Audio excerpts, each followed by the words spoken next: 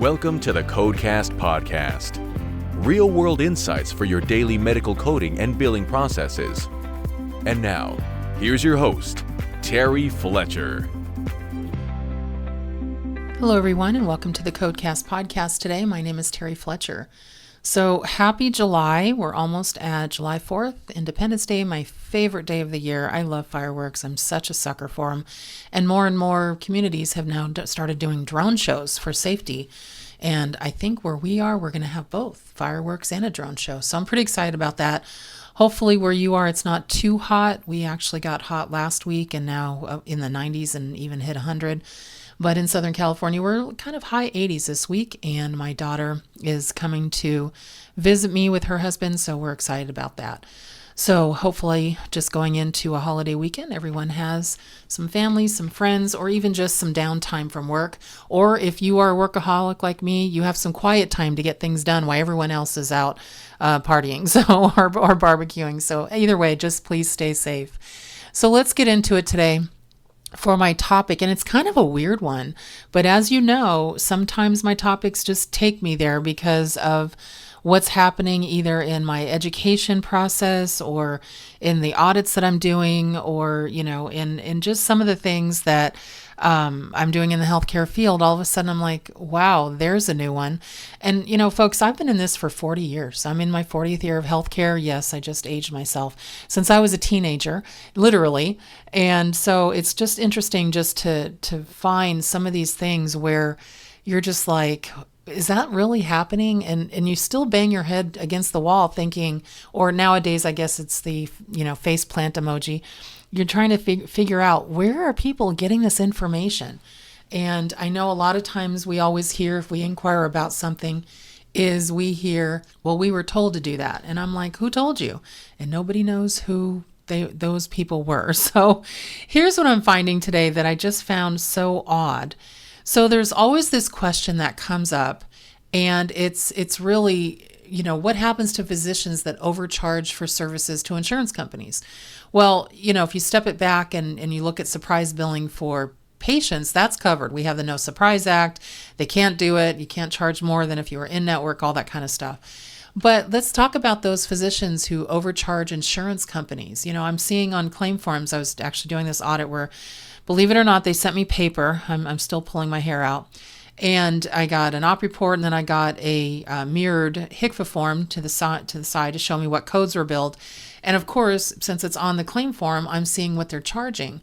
And what I found was that, they were charging almost, 4,000% of Medicare for a service that was allowed at maybe $700 by Medicare. They were charging like $12,000. I'm like, are you insane? First of all, your write-offs are going to be ridiculous. But the second thing is the patients will see this. And then the other thing I was seeing was that add-on codes to a service were being charged higher than the base code. I'm like, okay, what's up with that? And then I would see, and again, this was a cardiology audit, I would see a heart cath, which is allowed anywhere, depending on your geographic location, allowed anywhere from $234 to about $310, allowable. And then they were charging more for the heart cath, about $1,500. And then they would charge for the intervention, so a stent, angioplasty, etc., which is allowed at between $600 and $800 at like $500. And or they would charge exactly the allowable. And I'm just like, on what planet does that make sense? We all know you charge or bill your highest valued procedure first, and then in descending value order, you list your claims with appropriate modifiers, add-ons, whatever. And so it was just so backwards, and they couldn't understand why they were getting paid, underpaid for what they were doing. And it was clear. I was looking at EOBs as well, which wasn't part of the, coding and documentation audit, but inquiring minds want to know. So I'm just like, hey, can I see a couple of your EOBs? I want to see what the payers are doing with what you're doing. And sure enough, they were paying the lower amount and denying a lot of services. Also, they didn't seem to understand bundling guidelines, in 2024 and previous, since 2019, the ultrasound guidance code 76937 was not allowed with coronary procedures. It's now allowed as of April 1st, 2025, but you have to know your timeline.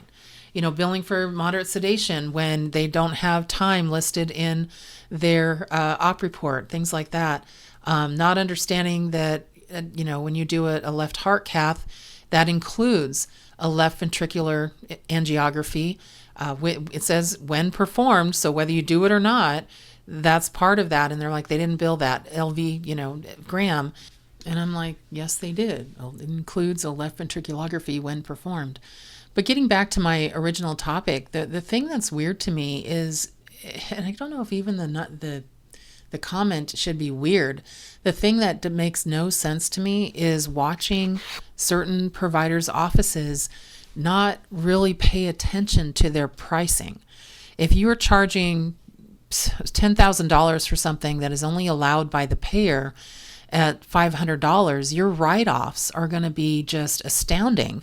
And if your provider ever tries to sell their practice or tries to get a loan or tries to reflect that they're profitable, it's not going to be there. You're going to show that your write-offs outweigh your collections by such a percentage, it's egregious. Also, you have to be really cognitive of, and this is an important one, this is one thing I saw throughout, is making sure that you're priced appropriately. Add-on codes to a base code shouldn't be priced more than the base code. That was probably the thing I saw the most. I'm just like, what are you doing there? And diagnostic services should not be priced over the procedural, therapeutic, or surgical service. I mean, look at the Medicare fee schedule. Look and see what is allowed, and you can even pull it up in line. There's a Medicare pricing tool, a lookup tool. You can Google it if you don't have an actual paper copy or you don't have it on your system, and it'll tell you what the allowable is. And what has traditionally been appropriate is to charge anywhere from 200 to 300% of Medicare, because you're going to get certain commercial payers that are going to pay obviously higher than Medicare. Some are going to pay lower, believe it or not, if you sign off on that. But to charge 500, 600, 700, 1,000% more than Medicare is absolutely just not appropriate. That's the best way I can put it. Because physicians who overcharge insurance companies, you can face potential legal and financial repercussions. The fines, or this can include fines, penalties, even legal action. And I've noticed some payers may even call it fraudulent to see, what can you get outside of what is actually the market. And you just don't want legal penalties or financial penalties or, contract issues. They may just say, we're terminating your contract because your charges are so egregious compared to other providers of your same specialty in your geographical location that your reputational damage can be severely eroded. And patient trust, remember, they get an EOB of what you're charging. But I was trying to find either a legal precedent or something that I can say, don't do it, instead of it's really a bad idea to do it. And what I found is that this is a state issue, not necessarily a federal issue, even though the federal government, OIG, does take issue with it.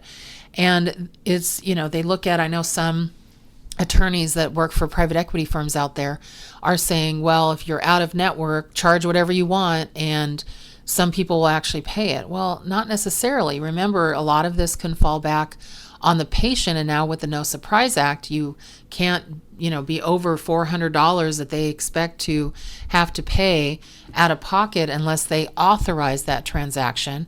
And now patients are a little bit more savvy to transparency, and they see what pricing is and what other practices are pricing.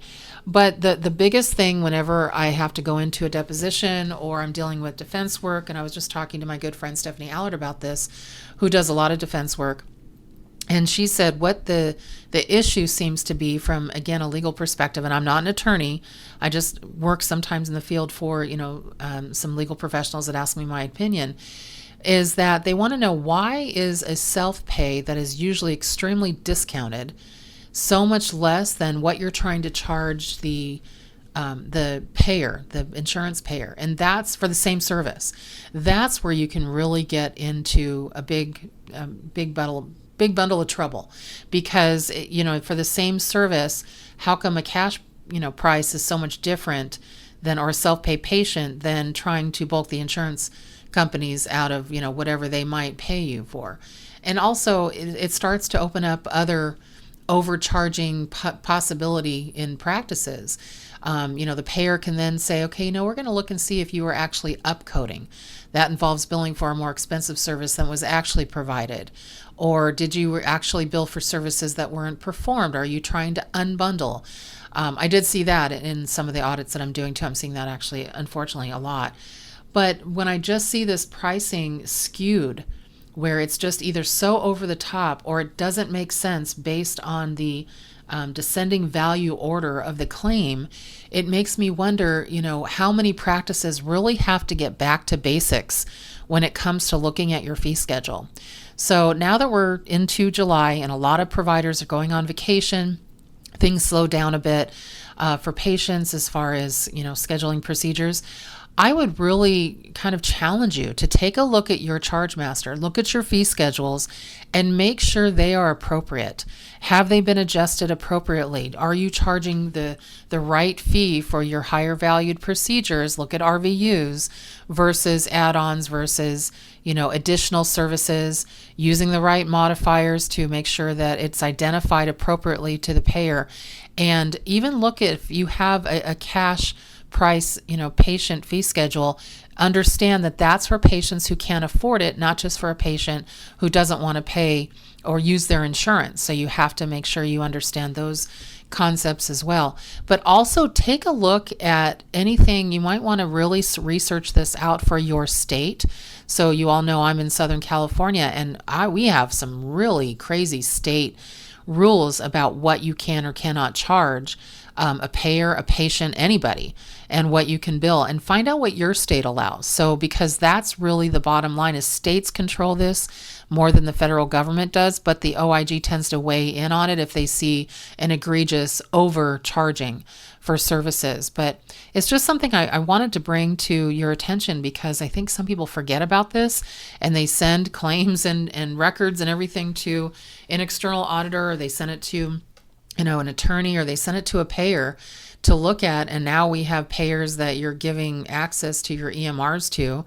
I keep seeing that thing that's making me crazy on the UHC site with what's called the payer platform Epic, where you're giving them access to your EMR. I don't know why you do that, but okay. And, they're kind of holding you hostage, saying, well, we'll ease our prior authorizations if you do that. But they're going to see what you charge as well, and then what your write-offs are. And you have to be balanced there. You can't be overly writing off versus what you collect. You just can't. Collections should be much higher than what you adjust off for providing, the provider that's actually in network. Those adjustments are fine. If you have financial, hardship adjustments, those can be defended. Out of network situations on the No Surprise Act, but you have to be very, very careful about overcharging and then just seeing what sticks. It's not what you hope to get paid, it's what you expect to get paid in a compliant situation. Okay, well, this is my 4th of July week podcast, and I really hope that it was something that kind of gave you some food for thought. If you're taking this week off and you get to hear it the following week, I hope you had a great vacation. But everyone, get some rest this weekend, have some fun, just get outside, have a really nice weekend, and have a great week, and really just make it a great day. And thank you for listening to the Codecast podcast. For more information on medical coding, billing, auditing, and compliance, including how to hire Terry, follow Terry on Twitter at TerryCoder1, or visit her website at www.terryfletcher.net. Podcast producer Joe Kuzma. Music producer Dassassin Music.